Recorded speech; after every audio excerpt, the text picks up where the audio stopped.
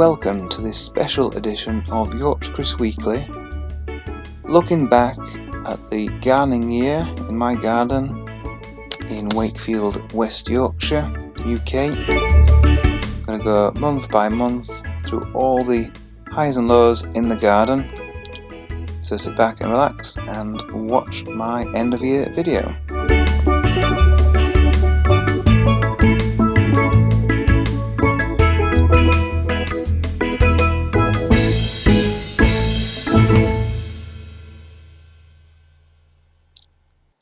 So starting in January, which was a cold, wet month, I started laying out the paths for the first half of the garden using all these log rolls, doing a nice winding path through the garden, and these were 2 deep all the way down to the bridge, and then lots of topsoil was imported to raise the levels.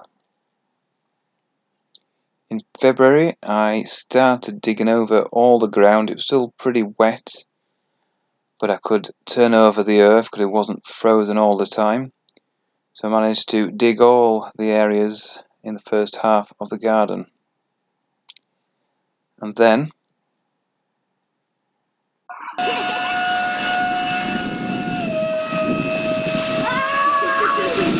oh my God! We got the beast from the east and we had a very cold March, the coldest March day on record in the UK, but thankfully in the garden it didn't get below -5 or so. And we got loads and loads of snow for ages, it seems like. Several different occasions of snow, and the whole garden was covered. Luckily I had protection on all the plants that really needed it, but it had one casualty in the garden, and that was a Brea edulis, which was protected mainly with the fleece bag further down the garden, but everything else, believe it or not, survived this awful weather we had. In March we started sowing all the seeds that we planted out in the first half of the garden. So it's a cleome. And then we started seeing what had survived. We started uncovering all the plants, including the musabaju and the tree fern Cyathea.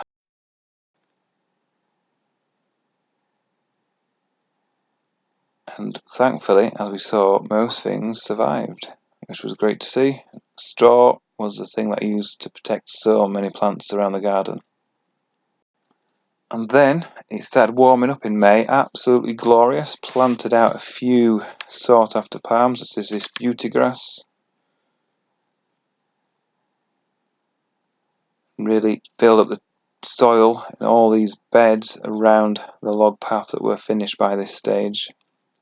So this Butiagras, one of my favourite palms that I got this year. Then the weather continued. So in June, all the little seedlings that I'd sowed back in March and April planted out. And as you can see, they look really puny, small, insignificant little plants at this time of year. And these were planted a bit later than I would have liked. But as you'll see in the next few months, they really grow rapidly. So the inset bananas as well, and everything else you see really is grown from seed, plus a few dahlias and colocasias.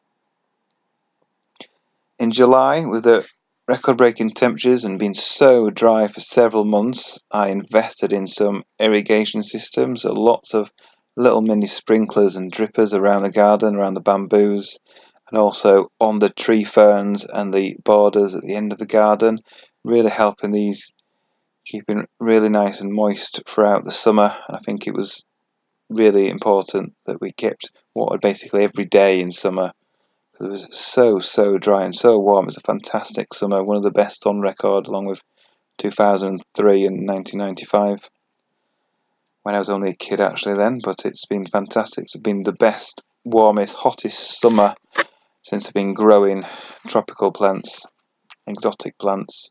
As you can see, lots of colour come July.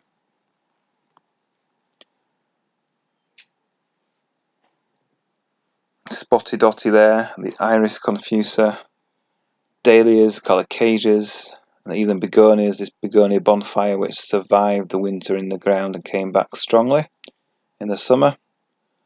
Really happy with the garden and this part of the garden in July.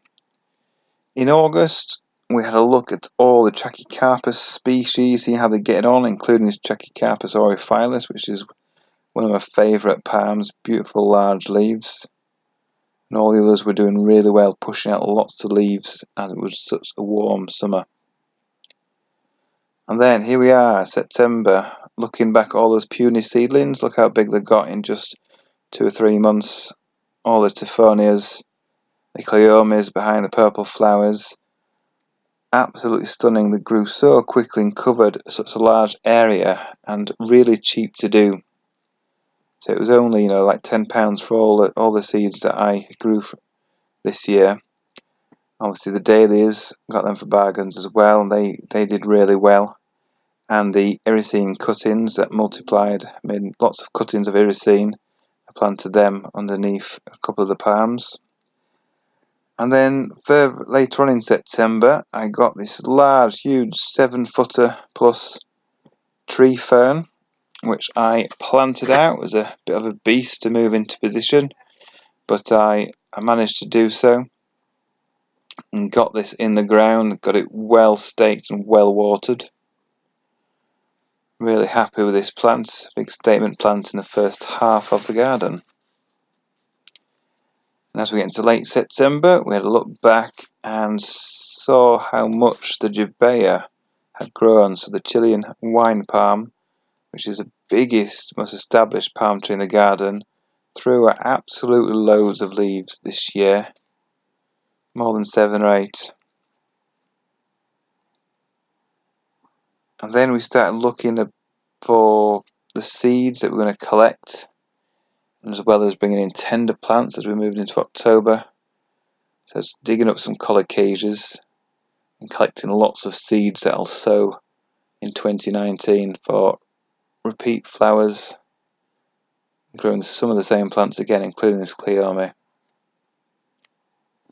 And then in November we had a few frosts, bit of cold, a bit early on than expected, and also that decimated the leaves of the colocasias, cannas and things like that around the garden. But these will be fine, these will survive. I've now mulched all these beds with straw, so they'll be fine. And the gingers, the amaranthus, amecia, they're all finished for the year. And some of the tender plants I've put in the greenhouse now, which are keeping nice and warm just to establish the onsets for a few weeks before I turn it down to about 8-9 degrees for the rest of the winter. There's my cuttings of Irisine. And then December, so end of the year, we have, looking back at a great growing year. One thing that I announced in the last few weeks was the fact that in 2019 we're opening the garden for the NGS garden scheme. So that's a look back at the gardening year. I hope you enjoy this video and hope you'll carry on watching these videos in 2019. Wishing you a Merry Christmas and a Happy New Year.